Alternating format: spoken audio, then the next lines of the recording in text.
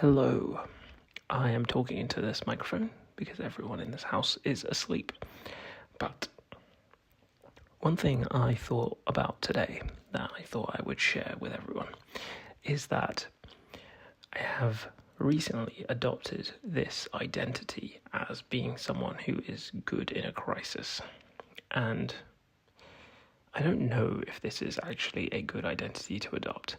I think I've spoken in the past about keeping your identity small. Maybe I haven't. I'm going to go through my videos and figure out if that's something I've spoken about. If not, I might do a wider or larger bit about this idea some other time. But the thing I wanted to say about adopting this identity of being quote-unquote good in a crisis is I think that you start to enjoy the process of being in a crisis, or at least you adopting an identity. Sorry, that's not necessarily what I mean.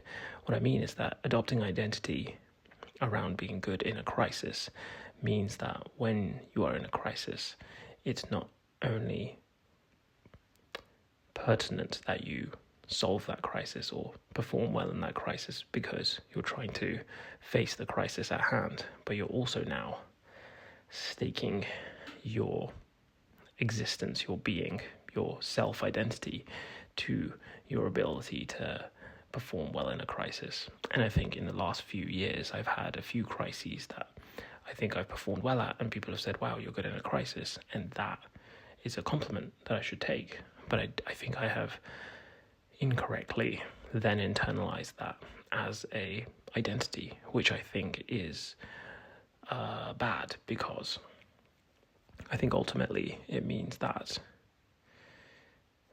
handling a crisis is now not only about the crisis at hand, but now it's also about who you are as a person, which is always bad. I mean, it's uniquely bad for a crisis.